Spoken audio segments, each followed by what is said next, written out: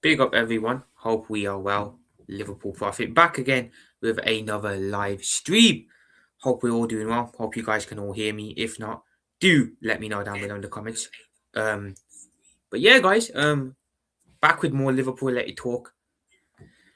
Today I actually wanted to discuss or talk about something a little bit different. It is a Friday night, and normally, depending on the fixture list, Liverpool would be playing on Saturday, and I'd be doing a match preview now.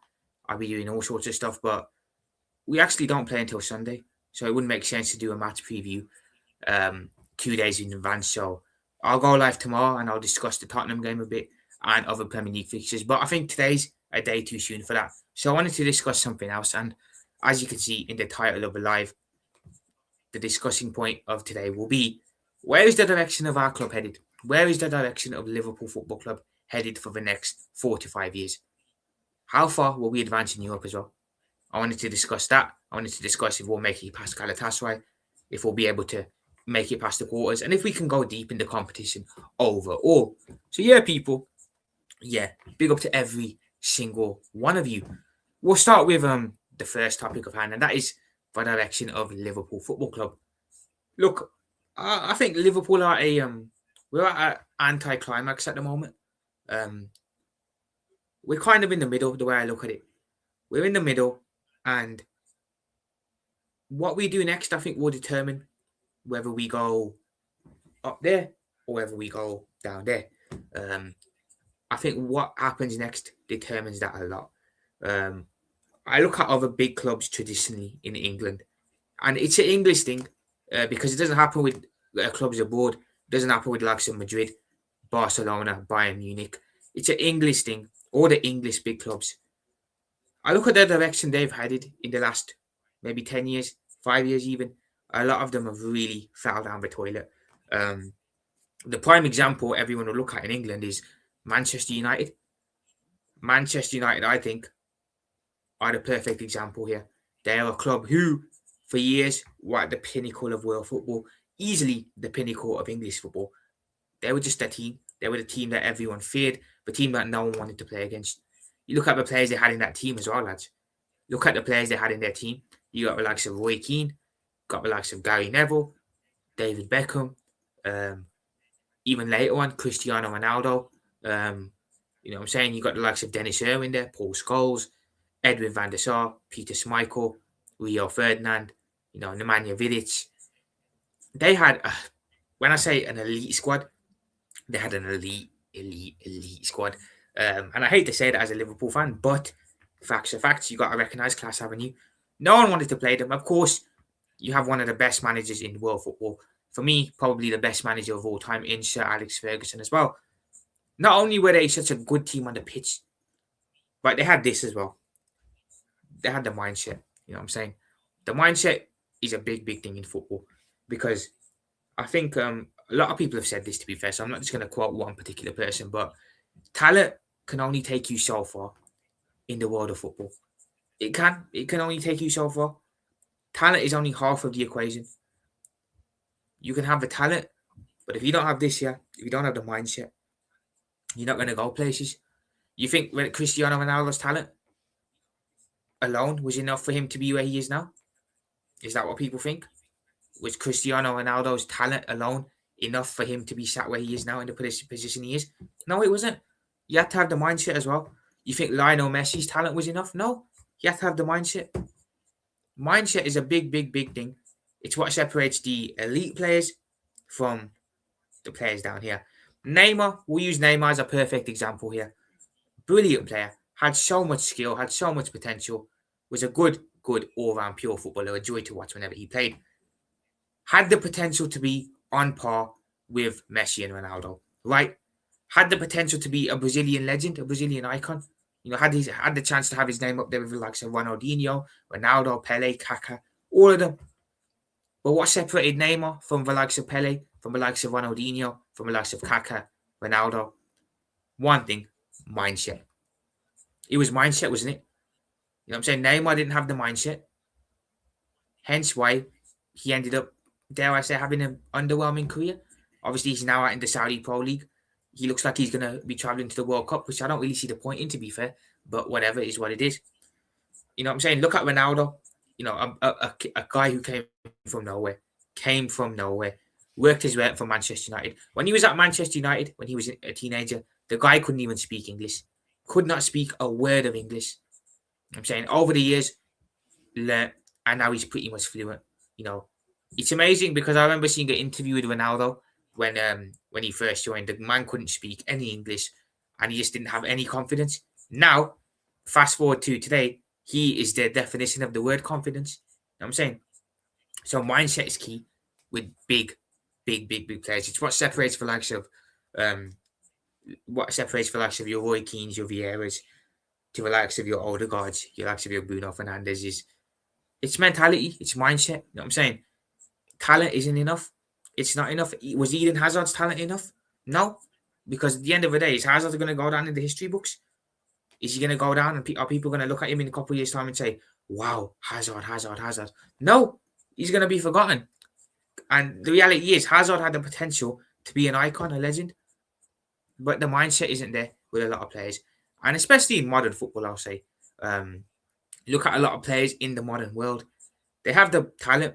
They've definitely got talent to be very good players, but they lack the mindset. They lack the mentality.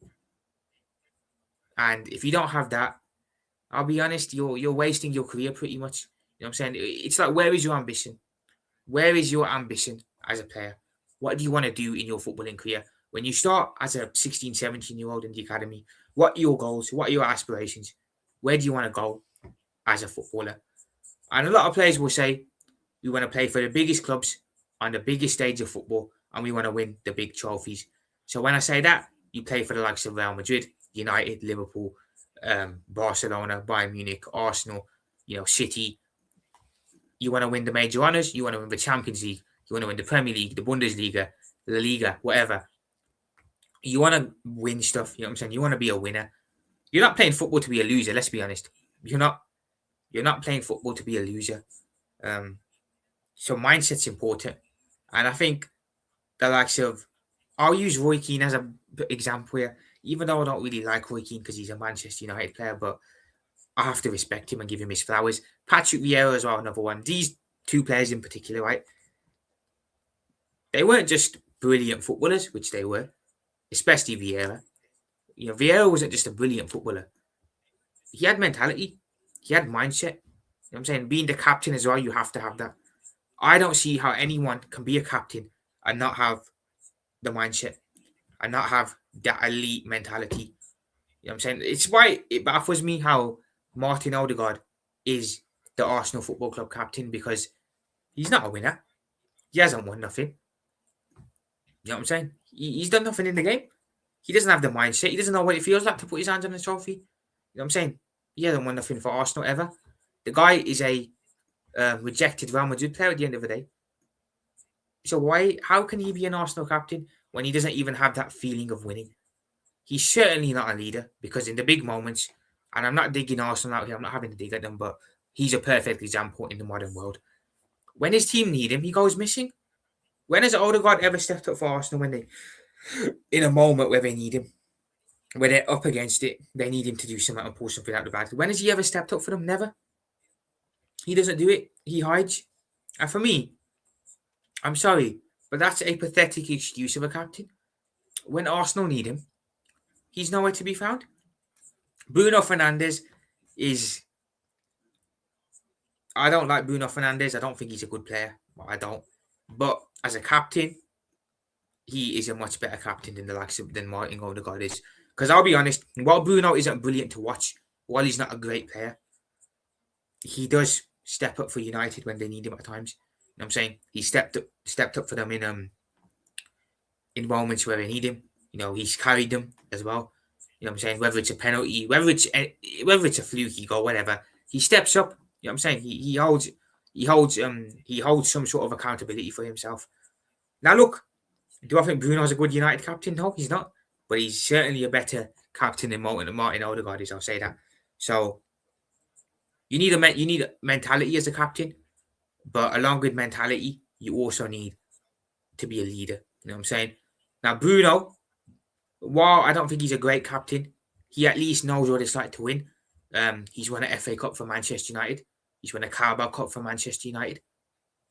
He's won major honours for Portugal. Won the Nations League with them back in June, last June gone.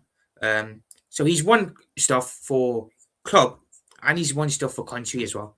So while he might not be a great player, he knows what it takes to win and get over the line, which is why I think he works so well at United and he's able to do what he does. Martin Odegaard, on the other hand, he hasn't won nothing for club. He hasn't won nothing for country. The guy has no sort of winning experience or feeling whatsoever. And ultimately, if you're not a winner, how can you be a captain? You know what I'm saying? If you've never experienced winning and experienced knowing what it takes to get over the line, how can you be a captain? How? I'm saying Arsenal would be better off, in my opinion, and I'm not an Arsenal fan, so take what I say with a pinch of salt. They'd be better off giving the captain's armband to someone like a William Saliba, for example. William Saliba, while he hasn't won nothing for his club, he's won a World Cup with France, sorry. He's won other major honours too. You know what I'm saying? With the French national team. So while, again, he hasn't won nothing for club, he certainly won something for country. And dare I say, winning something for your country is bigger than winning something for your club. So he knows what it takes to win, get over the line, even if it's not at Arsenal. Who else in the Arsenal team has the experience of winning? I'm trying to think, do they have any Argentinian players in there that know how to win? They don't. So I look at it. Saliba's the only one that I look at in the Arsenal team that I think, yeah, he's a winner. He knows what it takes to win. David Raya too, maybe. I'm sure David Raya's won something with Spain. I'm sure he won something with Spain in the past. I'm not sure what though. But yeah, United, they've got that in Bruno. We've got, in my opinion, Liverpool have got a perfect captain in Virgil van Dijk. Again, Virgil van Dijk's played on the highest stage for years now, numerous years. He's won a Champions League with us. He's won 2 Premier League titles with us. He's won other major trophies too, a Club World Cup, a Super Cup, 2 Carabao Cups, an FA Cup, and a couple of community shields in between that as well. So Virgil van Dijk's played for Liverpool at the highest level for a long, long period of time now. So he knows what it takes to win. He knows what it takes to be a leader. And ultimately, before Virgil, we had Hendo and Milner as our captains. Those 2 players knew what it took to win and get over the line. You know what I'm saying? So I think we have a perfect captain. I know a lot of people have their doubts on Van Dijk as a captain. Look, when it comes to people questioning Virgil's leadership, a lot of it comes from them comparing him to Hendo and Milner. Is Virgil as much a better captain than the likes of Hendo and Milner? Probably not. No, he's not. I don't think he is. At the end of the day, I feel Van Dijk is a different type of captain. He does things in his own way. That doesn't mean he's a bad one. It just means he's different. You know what I'm saying? Hendo will be the type to yell at a player on the pitch, get in their face. Milner, very similar too, would be a player to yell at a player and get in their face on the pitch. Van Dijk's not really like that. I don't really see Virgil going up to players on the pitch, getting angry, getting in their face. He's not that type of player. Keane was bad for that back in the day. Roy Keane was bad when it came to getting in players' faces. You know what I'm saying? So Virgil's not that type of captain. I think he's more of the let them have it in the dressing room type guy than he is let them have it in the pitch in front of everyone, which I respect to an extent. I do respect to an extent. It doesn't mean he's a bad captain. It does not mean Virgil van Dijk is a poor captain. It just means he's a different type of leader. You know what I'm saying? So for me, what would I prefer? Would I prefer a captain to be vocal on the pitch and let players have it on the pitch? Probably, yeah. Because sometimes I feel that's what a player needs on the pitch, to have a bollocking in front of everyone to get himself back on it and wake up. But then I also hear the aspect of, I'm not going to embarrass them on the pitch. I'm going to wait till we get in the changing room, then I'm going to dig into them.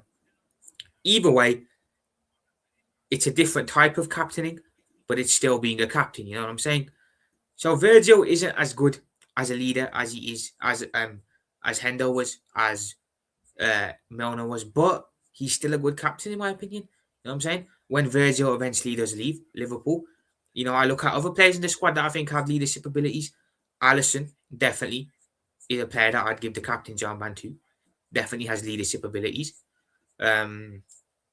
Szoboszlai this season, he stepped up in multiple big time moments for us when we needed him or we needed something. So he's someone I look at in a couple of years' time. I think definitely should get the captain's armband. I'm saying a leader, a leader, a leader doesn't just have to be someone who's barking orders on the pitch. A leader can also be someone who, when your team's up against it, when they're struggling, when the backs are against the wall, you can pop up in a moment and just bail your team out of the day. I mean, that's what a leader can do as well. There's not a lot of those in the modern game, though, unfortunately. I think we can all sit here and agree. In the modern game, there's not a lot of leaders that will do that. And that's where I think when people say football has regressed, in that sense, particularly in that sense, I think I would say it has definitely regressed. Um, it's mad.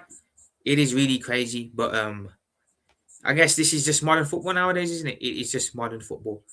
But it is a problem, when you've got captains or players that have got captain's armband or are wearing the captain's armband and they're not leaders on the pitch. They're not commanding people. They're hiding when their team needs them. They don't want to. They don't want the fight. They don't want. They don't have the balls for it. It's a problem. It's a big, big, big, big problem. Let's be totally, totally honest about it. But yeah, that's the thing on leaders. I went a bit off topic there, but back to talking about standards of clubs and where they're headed and where they have headed. Manchester United under Sir Alex Ferguson at the pinnacle of world football. They were so far up there, it's unreal. You know what I'm saying? They won a treble. They won all sorts of things. Like I said, the players they had, Beckham, Rooney. Well, Rooney was a bit later. I'll talk about the treble winning team. Beckham, Neville, Keane.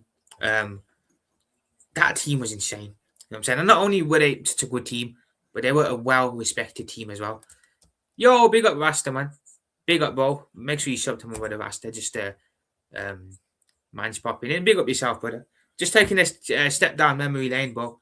Talking about the big clubs and how they've all fallen from grace. But yeah, not only were United's team very good, they were very well respected too, and they had a lot of leaders in their team. You know what I'm saying? Now, since Sir Alex Ferguson obviously left, they've had a big dip in not just the standard of their playing, but in terms of losing a lot of leadership as well. You know what I'm saying? You look at who they had back then, you look at who they have now, the difference is night and day. So Manchester United in their early days went from being up here to now being, I'm not going to say they're all the way down here, but they are in the lower end of the pecking order nowadays. Facts all falling for graces, right? Yeah, bro. Back then you used to have a lot of leaders. You know what I'm saying? A lot of leadership. You had a well-respected team too, a very well-respected team. You look at the likes of Beckham, Keane, Gary Neville, Ferdinand, even Ole Gunnar Solskjaer to an extent as well. Players that knew what it took to wear the badge and represent Manchester United Football Club. So again, their direction since their greatest ever manager left them has gone down. I look at Arsenal as well. I use Arsenal as another example here. Under Arsene Wenger or Sir Arsene Wenger, I'm not sure if he's a Sir or not, but whatever. Under Arsene Wenger in the early days, they're another team that were at the pinnacle alongside Manchester United, right? Even them, look at the leaders they had on the pitch. You know what I'm saying? Henry, Bergkamp, Tony Adams, I believe his name was as well. Who else did they have? One or two other players too, but another team that had high standards. You know what I'm saying? They were winning stuff most years. Right alongside Manchester United in the league. They didn't win anything in Europe, but they did okay in Europe, I guess. Another team that since their greatest ever manager left. Well, actually, with Arsenal, it's different because their fall off started when their greatest manager was still with them, to be fair. I remember when Wenger was coming towards the end of his time at Arsenal, a lot of fans were pounding the guy out. They were hounding the guy out differently. They got their wish. And dare I say it, Arsenal have regressed since they got rid of Arsene Wenger. They brought in Unai Emery, was it, for a season, didn't work out. Then they obviously now they've gone to Mikel Arteta, and they're with Mikel Arteta. But again, while Arsenal are challenging, they're not getting over the line. You know what I'm saying? It's all well and good being second every year, but ultimately it comes to a point where fans are going to get tired of being second all the time. You want to be first. You know what I'm saying? You want to win.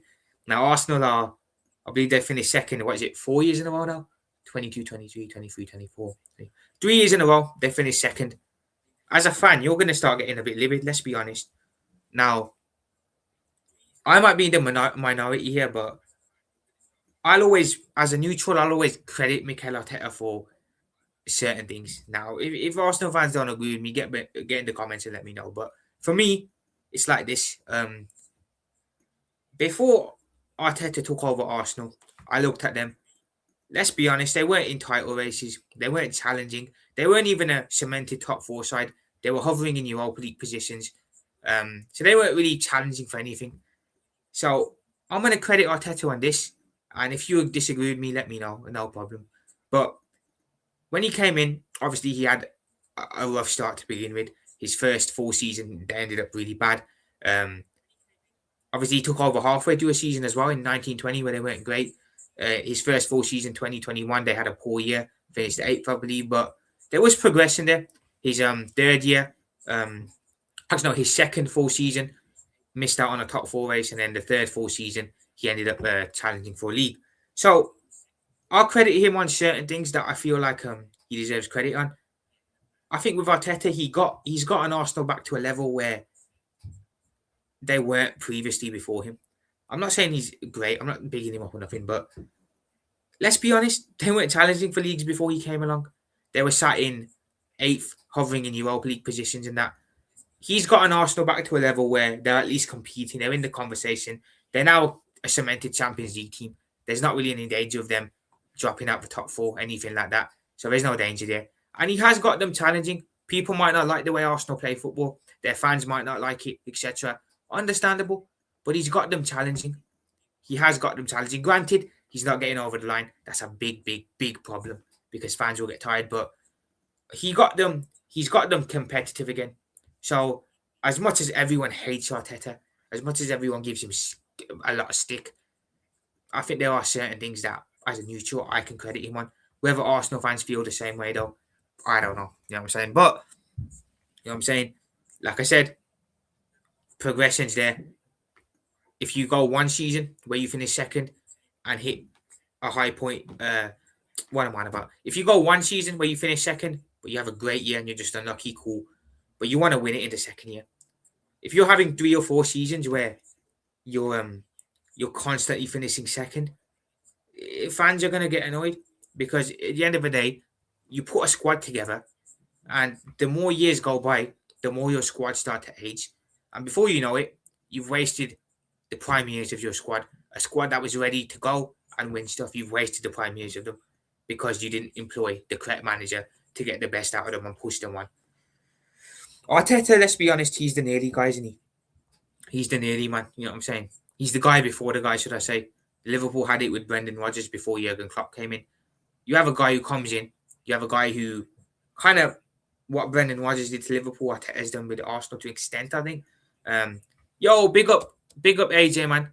Big up AJ. Appreciate you being in, brother. But yeah, you have the guy in Arteta who comes in, gets Arsenal back to a competitive level. Like I said, they're now a pretty much confirmed Champions League side. They're never dropping out of that. They're in the higher half of the table. But ultimately, is Mikel Arteta the guy who's going to get Arsenal over the line? No, he's not. He's never going to be able to do that. He's shown it in the last 3 years.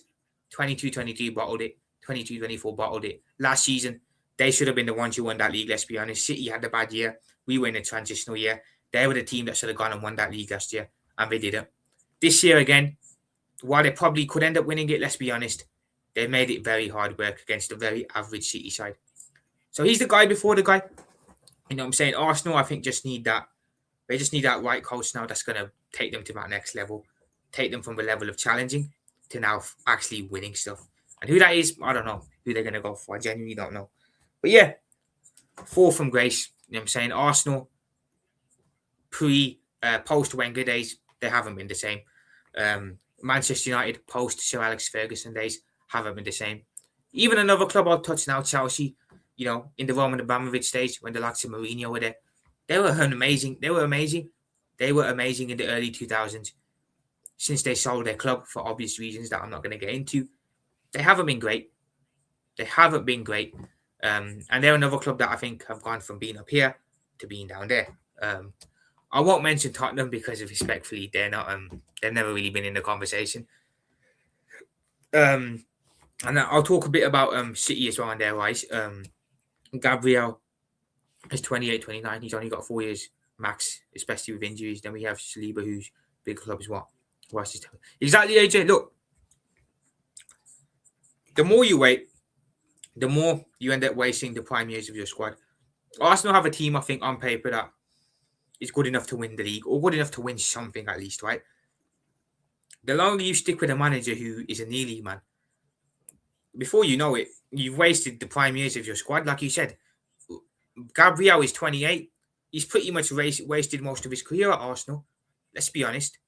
You know, Saliba as well, another one who's getting older. It's mad. It's mad, bro. So the longer you wait, the more you just end up wasting the years of your squad. You know what I'm saying?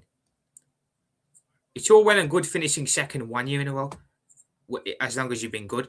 But then the second year, you got to show progress and win it. Arsenal, they're just finishing second every year, let's be honest. They're not doing anything else. Since the year 2000, Real Madrid, Bayern Munich and Chelsea have sacked the most managers, but they also have won the most trophies since 2000. Yeah, exactly, bro. Sometimes you're going to make the hard decisions. Madrid don't shy away from that. They don't shy away from making hard decisions. Bayern don't. Chelsea under Roman Abramovich didn't either, which is why they won so much, let's be honest. Big up Dan Chun, man. Appreciate you being in. Appreciate you being in. But the topic of discussion was, where is the direction of Liverpool Football Club headed? It's a weird one with us because I feel like, how do I say it? So I feel like Liverpool are here right now. And I feel like what we do next could determine whether we go back up there or whether we go back down there. I feel we could easily go back down there. But then I feel with the right decisions, we can easily go back up there as well. So it's like, where's the direction? Because it does worry me to an extent, because I look at what's happened to other clubs in recent years and it's bad. Arteta has killed Saka, Ben White and others as well. The squad needs the complete reconstruction, in my opinion. Fair enough, AJ. So if I could, it's probably going to be a lot, but if I could ask you, what players would you sell in the Arsenal team? Which players would you keep and who would you bring in? If you could let me know that, I'd be interested to see your opinion on that, bro. But yeah, like I said, I'm worried because I look at Manchester United and how good they were under Sir Alex Ferguson, and how they've dipped massively. And when I say massively, I mean massively since he left. I look at how good Arsenal used to be back in the day, and how much they've taken a fall from grace since Wenger left. They're two of the top 3 clubs in England, right? Now, we did experience a dip in the 90s, 2000s. We've only recently, in the last 10 years, gotten back on our perch to an extent. I don't want to just go right back down there again, you know what I'm saying? So I think it all depends on how we want to act, you know what I'm saying? I'm a little bit more lenient on FSG than a lot of other fans will be. I think FSG run Liverpool well.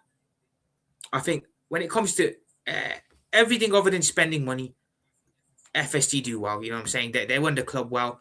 You know, I think they sign players up well as well. It's just when it comes to spending the money, when it comes to spending money in transfer markets, that's where they let Liverpool down.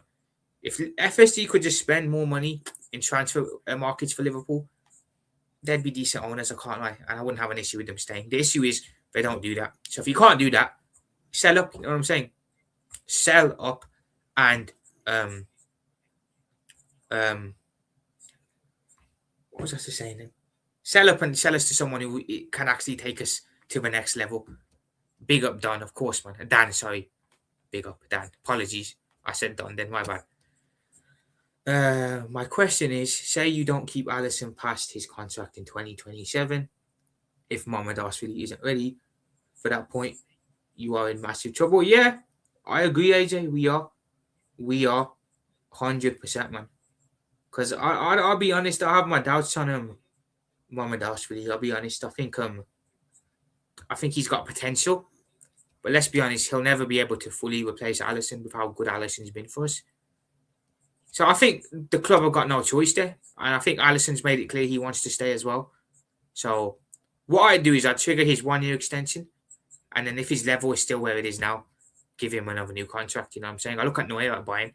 The guy's still going strong at his age. So the only thing I worry about with Alisson is injuries. I think this season, last season, or the year before, he's picked up a knock every year, which isn't great. But fingers crossed, he's back for the Tottenham game on Sunday. Fingers crossed. Every single owner can put in £109 million a season without the owner's money, without affecting the rules. When did any big club do that? Yeah, exactly, AJ. Exactly, bro. But yeah, we're at a tipping point with Liverpool, I feel. You know what I'm saying? I don't want to end up in the dirt with United. I don't want to end up down there. That is something that will take years to come back from, as they're seeing now how they run. It's going to take them a while to get back to where they want to be, if they ever do. Arsenal, again, probably not as bad as Manchester United. Well, definitely not as bad as Manchester United, but still not in a good position. For us, if we're going to stick with our manager slot, it's going to really set us back a couple of years. I can't lie. It is going to set us back. But, if we make the correct decision and we get rid of starting the summer and we bring in our new coach, I feel we can then push on again next year. Call the season a blip, whatever. Go again next year. You know what I'm saying? How much more years does Virgil have in his legs, in your opinion? I think with Van Dijk, so he signed the contract in. I think he's got. I think he can do 2 more years, AJ. I think he can go. He's 34 now. I think he can go till 36. So I think he can do this next season. And I think he can do the year after that, depending on how he gets on next year. But for now, I'll say 1 more year. But if he has a good year next year, I'd say 2 more years. You know what I'm saying? But yeah, man. It'll be interesting seeing what happens with Virgil. It'll be very interesting. But back to what I was saying about leaders before, guys. Leaders are a big issue. And now AJ's here as well. We can talk about leaders a bit as well. As much as I don't like Bruno, he does step up for United when they need him. He steps up in big moments, whether he scores a penalty, whatever it is. He steps up. I look at, we'll use Odegaard as an example here because his name comes up a lot. When has Odegaard ever really stepped up for Arsenal? Has he ever really stepped up when they needed him? If they're losing a game, if they're drawing a game, does he step up with a winner? Does he do it? No, he doesn't. I don't think I've ever watched the game and said, Odegaard changed that game. No, he saw Arsenal were in the mud and he dragged them out of it like a leader should. He's never done it. And ultimately, I don't really see how you can have a captain who's not won anything ever in his career and expect him to have a winning mentality and be a leader. I'm saying at Arsenal, I don't know how AJ feels about it, but maybe giving William Saliba the armband's better. I'm saying while he hasn't won nothing for Arsenal, he's won something with his national team in France. I believe he's lifted the World Cup, so he does know what the winning feeling is. Martin Odegaard hasn't won anything for Arsenal, and he hasn't even won anything for international level either, so he's not a winner. He's not a winner. You know what I'm saying? Bruno Fernandes has won things. He's won an FA Cup at United. He's won a Carabao Cup at United. He's won the Nations League with Portugal, his national side. So he's won stuff. So he knows what it takes to get over the line, I say, to an extent. Does Martin Odegaard know what it takes to get over the line? I don't think so. I genuinely don't think so. So lack of leaders in the modern game are an issue, let's be honest. They're a big issue. We don't see a lot of captains just taking the game by the scruff of neck. We don't see a lot of captains being vocal on the pitch no more, which I think is an issue. You know what I'm saying? Because sometimes players need a bollocking. You know what I'm saying? They need a bollocking. And I don't think it happens enough, in my opinion. Nowhere near enough. This is mad. How can you be a captain and be getting shoved off that much? How can you be a captain of a big club like Arsenal and get shoved off that much? It's crazy. But yeah, and I was talking to someone in the gym about this earlier, and they were telling me that they don't think Van Dijk's the best captain ever. And I had to disagree with it because at the end of the day, I think when people say Van Dijk's not a good captain, it's because they compare him to the likes of Henderson and Milner. Henderson and Milner were different captains, you know what I'm saying? They were vocal on the pitch. If someone needed a bollocking on the pitch, they'd do it. I feel Van Dijk's more of the kind where he doesn't want to give someone a bollocking on the pitch because he doesn't want to embarrass them. He'd rather let them have it in the changing room. That's not necessarily a bad thing, in my opinion. It's just it just means that he prefers to captain or lead in a different way. You know what I'm saying? I think people are so used to what Henderson used to do and what Milner used to do that they ultimately hold Van Dijk to that same standard. Van Dijk as a captain, I've got no issue with him, to be fair. I've got no issue with him. You know what I'm saying? At the end of the day, look at the amount of times he stepped up for us. This season as well, when we needed him, he scored a goal. Atletico, Sunderland. He has stepped up for us. He's won stuff for years now. He knows what it takes to get over the line. So I don't get the whole Van Dijk and a good captain narrative. I genuinely don't get it. But each to their own, I suppose. I think it depends on what you want in a leader. You know what I mean? I think, you look at what Patrick Vieira was like. You look at what Roy Keane was like as leaders. I feel that's kind of what's lacking in the modern game now. I don't think Odegaard, I'm sure AJ will agree as well, Odegaard is nowhere near the level of Vieira as a captain. Bruno, while I think he does step up for United, he isn't to the standard of a Roy Keane as a captain either. So leaders are an issue. Leaders are an issue. And I think not having a good leader in your team, not having a good captain, can often make or break where a team goes. I'm saying if you have a proper leader, you can really push on. If you don't have a leader who's vocal or not, who cares? You're gonna think who gives a fuck in it. Rice should be Arsenal captain because you won a trophy. Your captain. I don't care if it was West Ham. Yeah, it doesn't matter. AJ, you're right. It doesn't matter. He's won something. Wherever it is, he's won something. He knows what it takes to get over the line. He knows what it takes to get over the line and carry his team to something. Now, people can say it was for West Ham. People can say it was the Conference League. It doesn't care. It doesn't matter. It genuinely doesn't matter. So I agree, AJ. A captain has to have some sort of winning experience. If he doesn't, why is he the captain? You know what I mean? But yeah, having a leader is huge. It's very, very huge. So where's Liverpool's where are we headed as a club? Where's Liverpool's ambition, should I say? I think currently I'm under the assumption that if we change head coach, I think we can get right back up there next year. We can get right back up there next year. But I feel like if we don't change head coach, we're in for a rough couple of years. I genuinely do. If I had my way, Kieran Tierney would still be at Arsenal and be my captain with Rice as vice captain. Not a bad shout, to be fair, AJ. Not a bad shout at all. But yeah, I don't want our club to go back to the pre-Klopp days where we were just hovering around top four and that weren't really saying nothing challenging. That's not what I want. You know what I'm saying? I've become accustomed to winning now. I've become accustomed to winning. Andrew Robertson, AJ. Andrew Robertson is our vice captain. It is Robbo. It's Virgil captain and then Robbo vice captain, which makes sense, to be fair. But yeah, I don't want to go back to those days. I do not. I mean, I'm lucky to be born at a time period where I saw my club win stuff.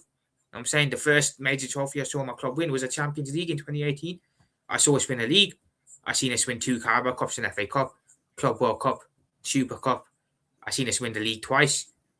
So I've gone up seeing my club win something. And a lot of fans can't say that. I'm saying a lot of Arsenal fans, the modern day Arsenal fans that I speak to, they haven't seen their team win anything. Modern day United fans haven't seen their team win anything. I'm lucky that I was born at a time period where I saw my team be good and win things. So now I want to keep seeing my team win things. I don't want to go back to a level where we were at before, which was not a good level. If you don't start. Yeah, exactly, AJ. Yeah, it could. It could, man. Because let's be honest. It's only a matter of time before some of our bigger players will start looking elsewhere, or looking at other clubs, or looking at moving abroad. I look at Hugo Ekitike, young up and coming good striker, right? If the manager is incompetent and he stays, how long before Hugo starts looking elsewhere? Florian Wirtz, one of the best number 10s in the world at the moment. One day will be world class. I'm not going to say he's world class yet, but I think he's on the potential to be there. How long before he starts looking elsewhere? You know what I'm saying? So the correct decision has to be made in the summer. If our owners care, if the club care, they will do the right thing. I'm so lucky I was old enough to see 2001. AJ, again, memories you don't forget, bro. Memories you don't forget. I'm a young fan. A lot of people can't say they've seen their club win stuff. They can't. I'm lucky enough to say I have seen it. Funnily enough, AJ, he was actually at Paris Saint-Germain a while back. They sold him, I think. I believe Paris Saint-Germain sold him to Frankfurt, and then from Frankfurt he came to us. So he's already been at PSG.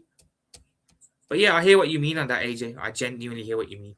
But look, it's easy. All we have to do is replace our coach with a new coach. I think we need to make 1 or 2 additions. I think you bring in a centre-back, a DM, and maybe a winger. And I feel we're more than good enough to come back and go for the league again. You know what I'm saying? I feel like we can. At the end of the day, change the coach, make 1 or 2 additions. We don't need a lot. Let's be honest. Look at our squad. We don't need a lot. Don't think we need a lot of outgoings either. 1 or 2 outgoings, in my opinion. Bring in a couple of incomings. I think we're more than good enough to go again next year. I genuinely do. 500 million to play in the Europa League. Yeah, man. Big up Subin. Appreciate you being there, man. Big up yourself, mate. But yeah, that's mad, bro. That is mad. We can challenge again next year if we make the right decision. So, where's the direction of our club headed?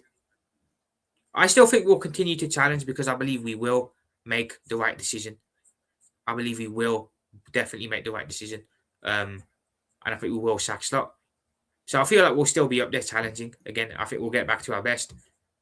But let's be honest, are we ever going to hit the heights that we did under Jurgen Klopp? Are we ever going to feel that way again as Liverpool fans? Probably not. Probably not.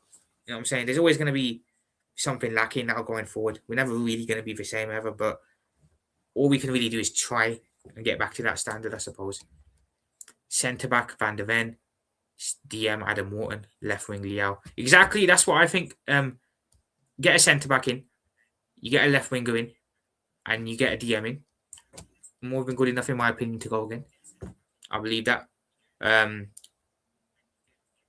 Yeah. AJ, you said it spot on there, bro. You've said it spot on with that. I look at other clubs in the league. I feel like they've got to do a lot.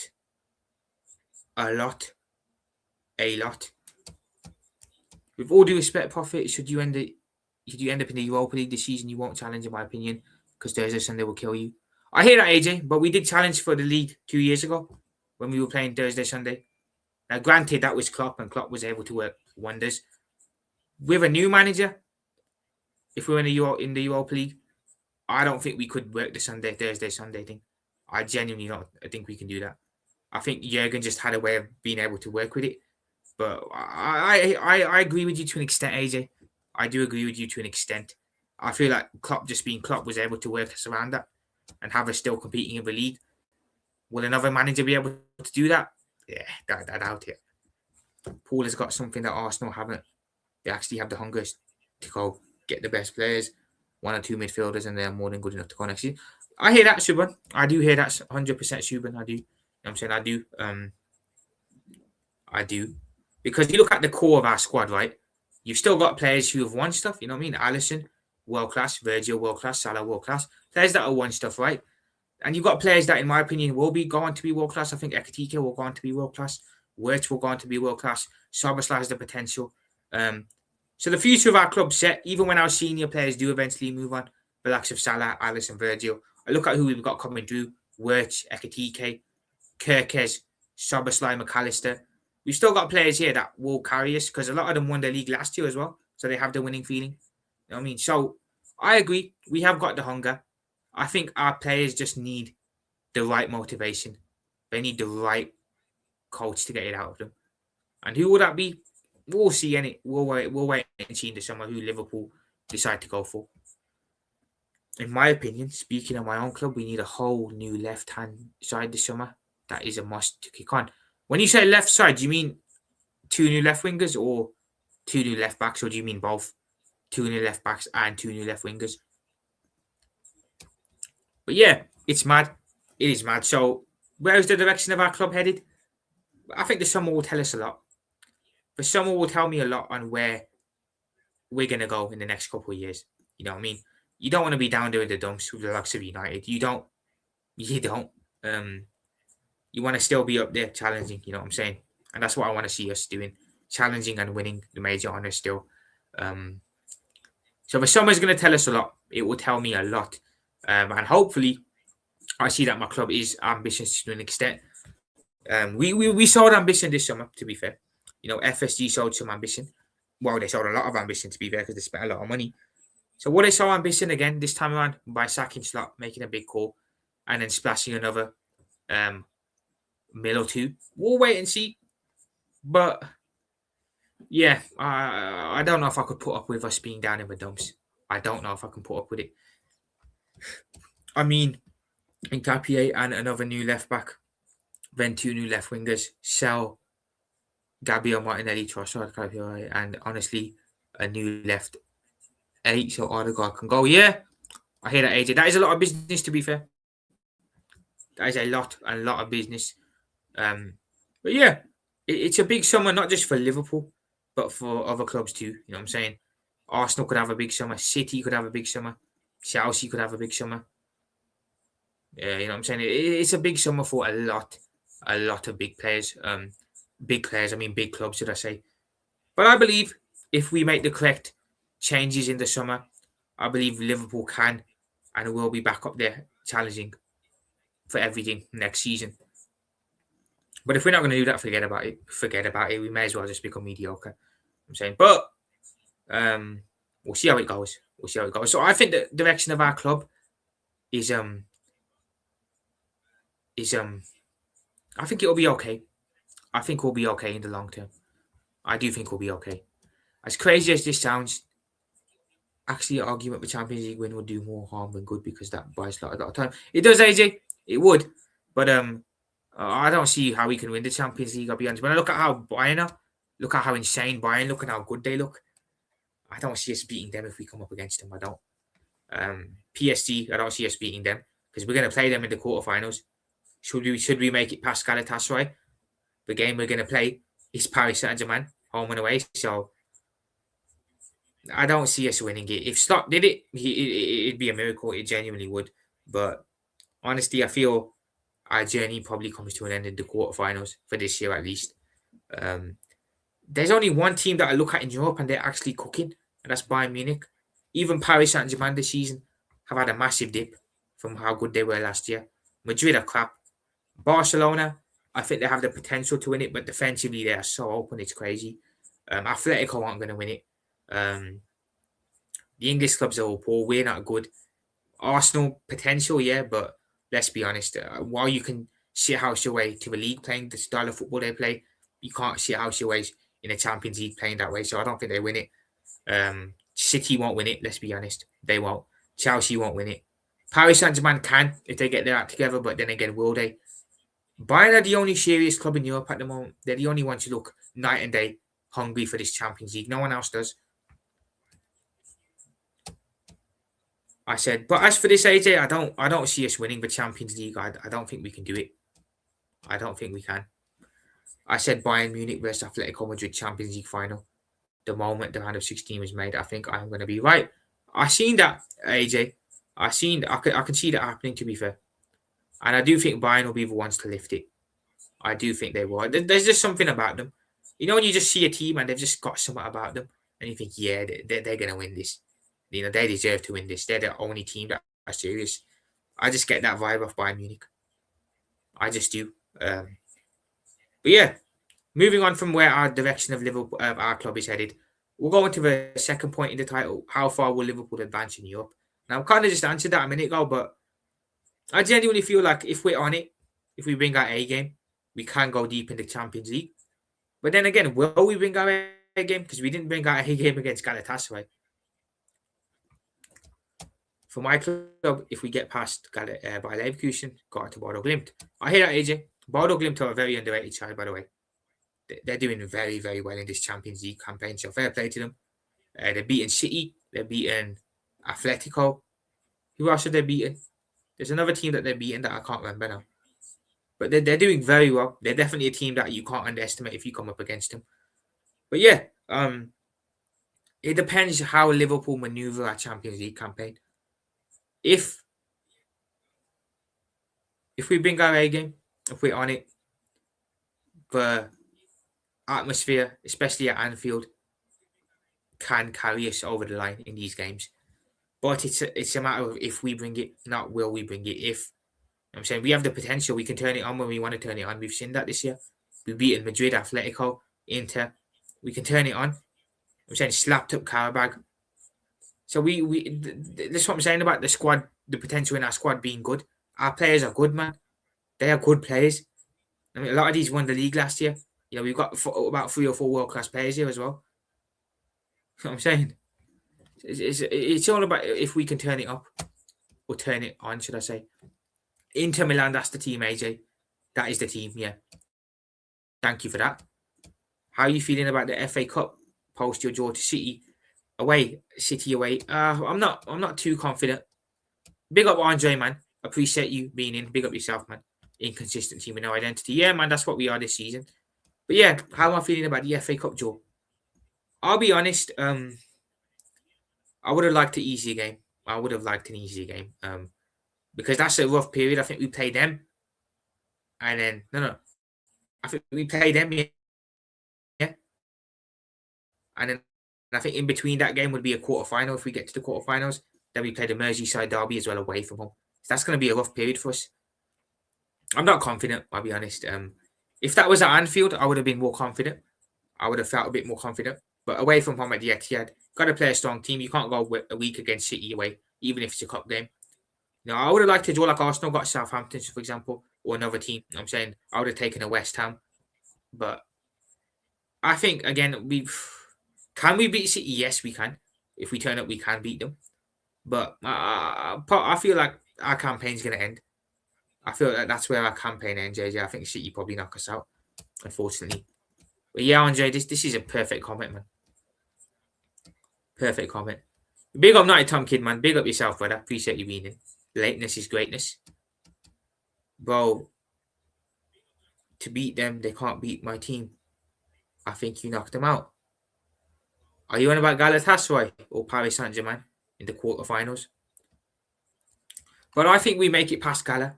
I do think we can turn over the 1-goal lead. I do think we turn over that 1-goal lead. Because it's only a 1-goal lead, let's be honest. That's nothing. You get an early goal, a goal before half-time. Turned over, game on. I'm saying. But let's be honest, before that, we've got a game on Sunday that we got to worry about. You know what I'm saying? We've got Tottenham on Sunday. And we've got Galatasaray on Wednesday. So we need to win both games. Both games are important, must-win games. For the top 5 race on Sunday. And for advancing into the quarterfinals in the UCL on Wednesday. So we'll see how it goes. An important week is coming up for us. We lost our last league game. We lost against Wolves away. Lost in the UCL. I want to see a bounce back this Sunday. Will we get it? We'll see, and it remains to be seen. I'm hoping Alisson's back for the game. Fingers crossed. It's 50-50 apparently. From what I've read, he'll be available for the game on Wednesday for sure. Whether he's available for the Spurs game at the weekend, it's 50-50. So fingers crossed he's available. But if not, it is what it is, man. I'm sure we can work way around it. But yeah, a big week is coming up for us. We'll see what Liverpool are made of, man. Let's see what we can do.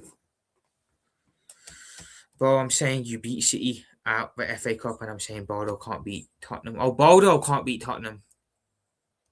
You played them last season, though, Night Tom Kid. It was a different Bordeaux team. I know what you mean. You played them in the quarters or semis in the Europa League and beat them, but let's be honest, that was a very, very different Bordeaux Glimp team. And I think you're saying you beat. I mean, you think we look? We can go to City and win. We can because they're not a great side, but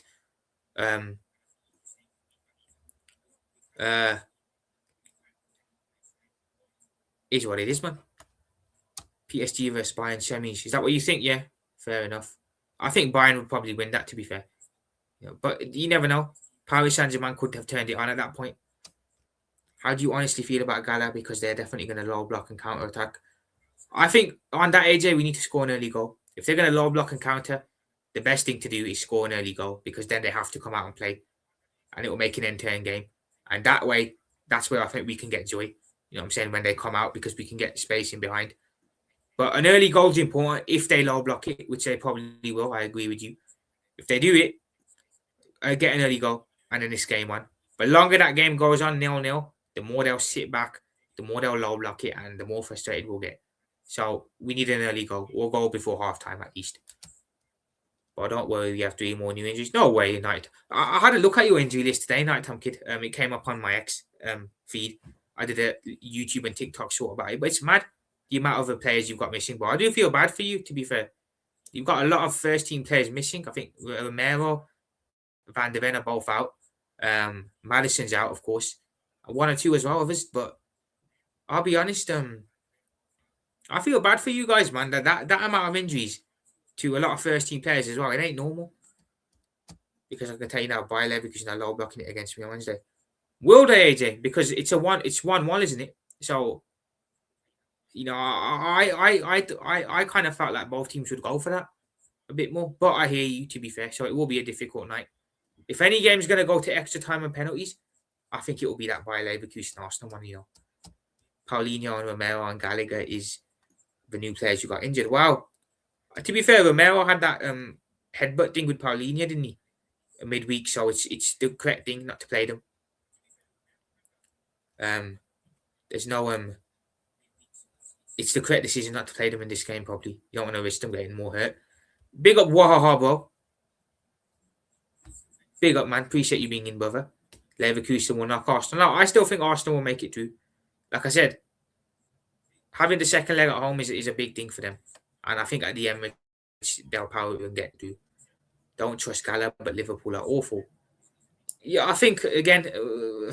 I think the Anfield will carry us over the line, but I could be wrong on that. But let's be honest, Wahaha, we got a game on Sunday first before this one. So 50-50 for me here. Fair enough. Sunday, there's no Romero and Van der Ven. It could be a bloodbath. To be fair, AJ, Tottenham are going to just low block it. I mean, I know this story. You know what I'm saying? They've got a lot of injuries. They'll come to Liverpool and they'll sit in a low block and they'll try and counter. Well, let's be honest, they'll probably play 4 point. But against low blocks this season, we're not great. You know what I'm saying? Couldn't beat Burnley with a low block. Couldn't beat Sunderland, Bournemouth, Leeds. I do think we win this game. I do think we'll win. Like I said, I think it's the perfect opportunity for Slot and some of the players to get some pressure off our backs after the last two results in the league and the Champions League. I do think we win. I do think we'll win, I'll be honest.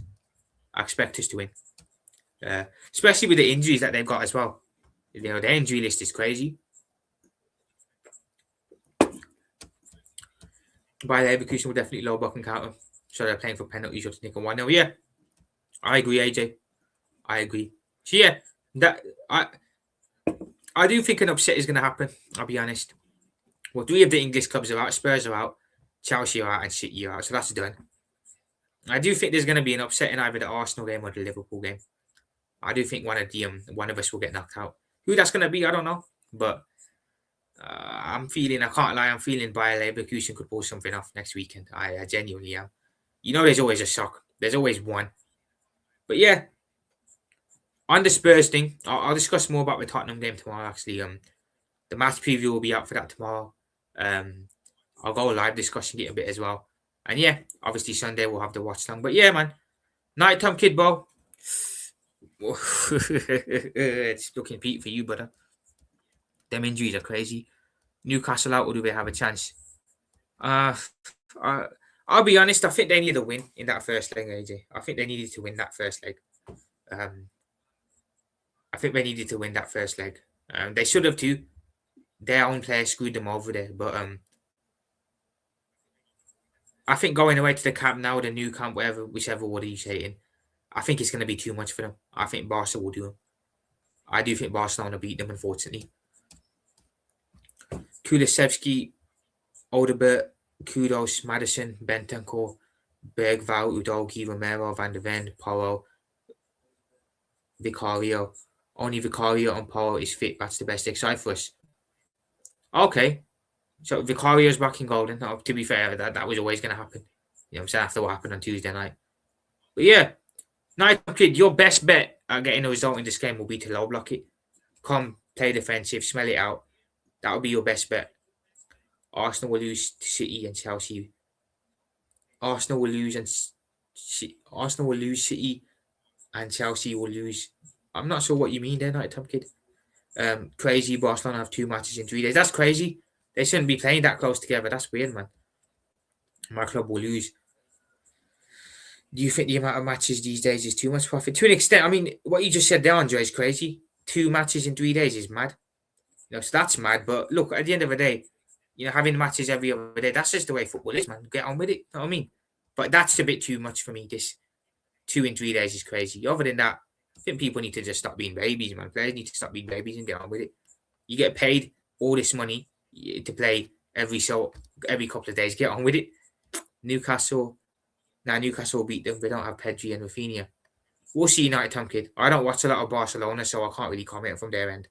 And their high line could see them losing to Barcelona. That's the thing. Newcastle can definitely get some joy from the high line. Yo, big up Gavin, bro. Big up, man. Appreciate you being in. Exactly, Andre, man. Stop crying about it. Just get on with it. But when it's 3 in 2 days, that's understandable. Newcastle or City, bro. No chance. Not at the Camp Nou. I agree. I think Barcelona do them. If a men's squad was to make all cup finals, they play 78 games in one club season. Which wow, that's crazy, AJ. Wow. Big up Gavin, of course. But yeah, it'll be interesting weekend for sure. There's some big games on. Liverpool Spurs, obviously a big 6 class. Chelsea Newcastle is going to be an interesting game. That'll be very interesting. I know Newcastle aren't great, but I wouldn't rule them out getting something against Chelsea. West Ham City, guys. West Ham City. Do not rule out West Ham in that game. I know Iron Disciple's not around currently, but I can see West Ham getting a I can see West Ham getting a result against City. So I'm going to keep an eye on that one because I feel West Ham could pull something off there, especially at home too. Arsenal will lose to Leverkusen, City will lose to Madrid, Chelsea will lose to PSG. Well, let's be honest, City are done. City's tie is pretty much done. Chelsea's tie is pretty much done. Night Tom Kid, your tie is pretty much done as well. The only ones who've got something to play for are us and Arsenal going into that second leg. Chelsea got bitched. Arsenal, City got bitched, and Tottenham got bitched as well. Andre, don't say that. No one expects them to dominate versus Barcelona first leg. To be fair, that's true. Not a that is true. Nah, City 6-2. They're not coming back, bro. Not this City side. This City side are ass, let's be honest. They're trash. The only reason they're in the title race is because Arsenal have allowed them to be with there. This is not a good team. They are crap. They are crap. They're not coming back. I know Madrid aren't great, but as long as Madrid keep Haaland quiet, as long as you mark Haaland at the game, they'll be fine. They'll go through. Well, they have no confidence. Dominated them. Give them a pen in the last 4 minutes. Yeah, exactly, Andre. They should have gotten all that for nothing. Exactly. They should have gotten something out of that first leg, and they didn't. And that's what's going to screw them up. Big up, man. Big up, big up. But yeah, I think we win this week. I think we win both our games. I think we'll beat Tottenham at home. And I think we'll beat Galatasaray midweek in advance.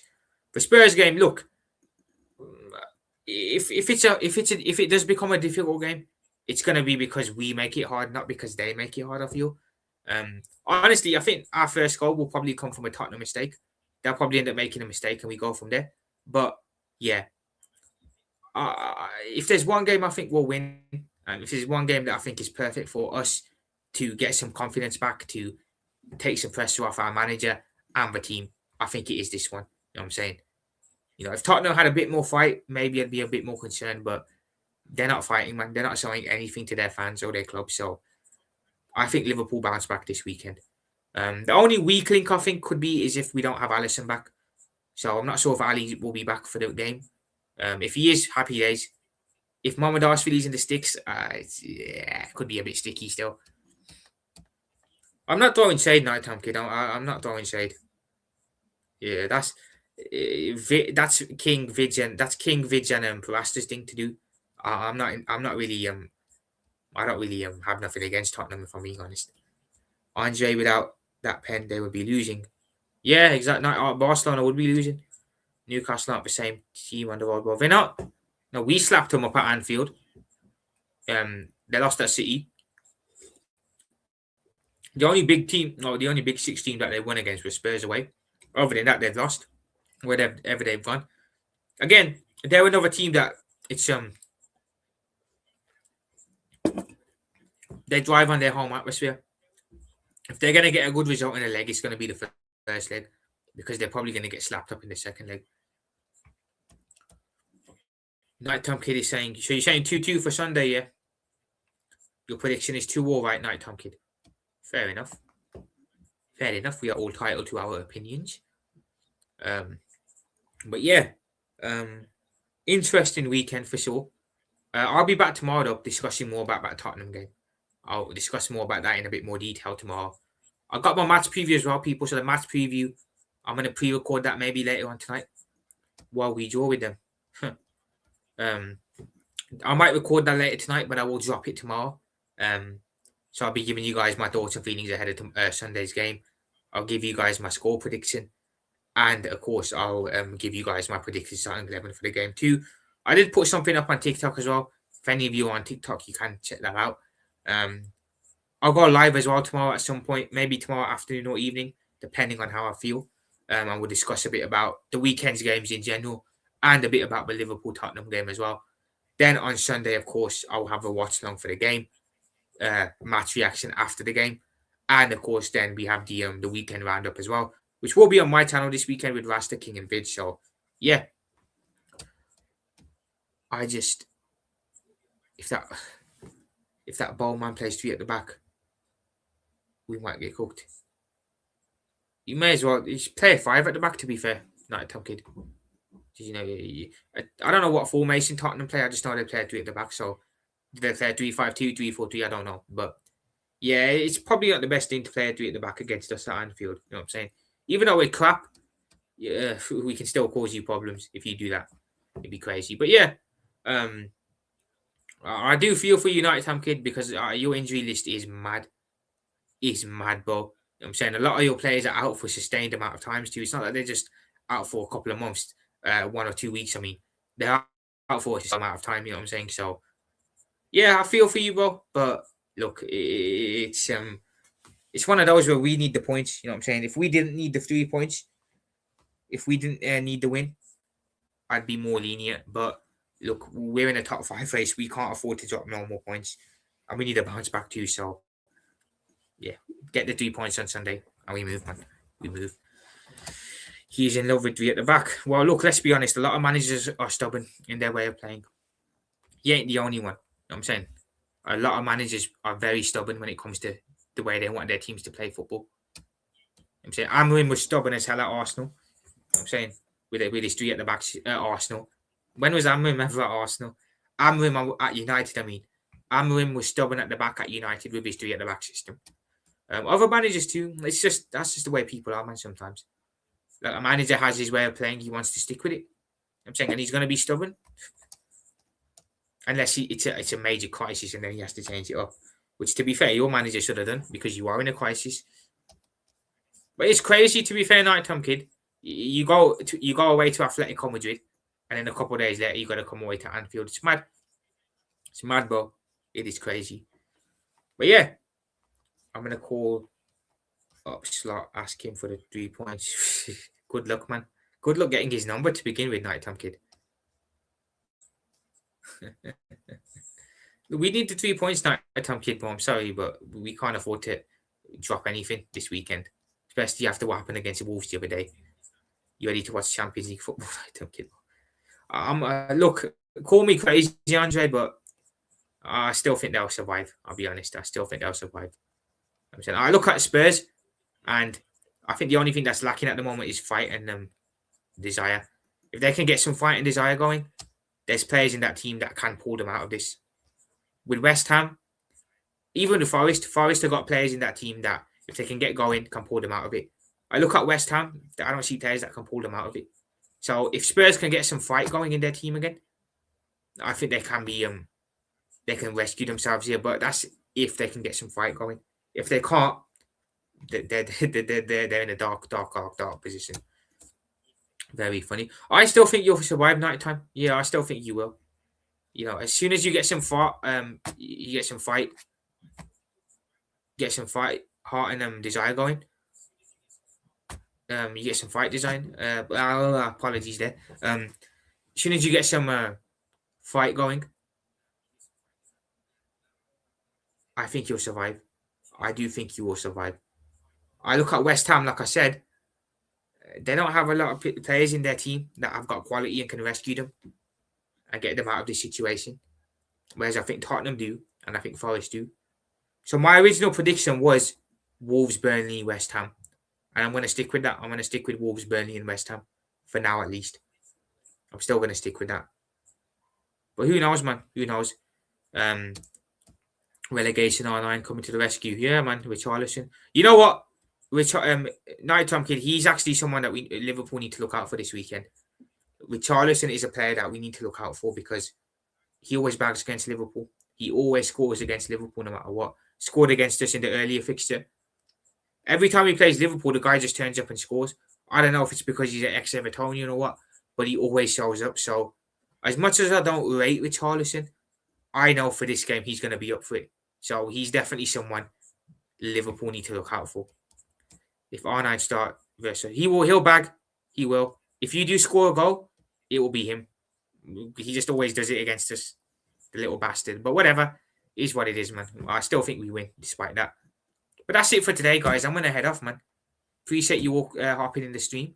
I'll be back tomorrow, like I said, match preview going live, and then Sunday as well for the watch along, match reaction, and the weekend roundup with Vidge, King, and Rasta. But big up everyone in the chat, man. Appreciate you all being in. Let's do a roll call before I head off. Big up Nighttime Kid, of course. You hear them. Bestonian Spot. I haven't seen them ones right now. I haven't seen these. I haven't. That's a proper VVD replacement there. It would be. It would be if we can pull it off, bro. It definitely would be. He's rubbish. But yeah, big up Nighttime Kid. Big up Andre, of course. Big up Gavin. Big up AJ. Who else was in here early on? Big up Wahaha. Was anyone else? And big up Rasta as well. Make sure you sub to my brother Rasta. Another fellowship of the realist. Another one of the fellowship of the realist. My brother. Big up Dan Chum. Also, people, make sure you do sub to Wahaha too. Big up Subban as well. Nice to see someone new in. Big up. Yeah, man. Make sure you sub to Wahaha too. I know he's got doing some good content on his channel too. Sub to Rasta. Big up to every single person, man. He's a baller. Stop it. Yeah, I would prefer Slaughterbeck too, to be fair, Andre. I'd prefer Slaughterbeck over Bastonai, but I wouldn't mind either, to be fair. Yeah, Nighttime Kid, poor age bit, bro. Poor age bit. But yeah, other than that, guys, I'll speak to you all tomorrow. I'll speak to every single one of you tomorrow, man. Appreciate you all stopping in. Yeah, big up everyone. See you all soon. Yeah, that's all for me. Liverpool Profit out. Speak to you all soon. Bye for now. Peace.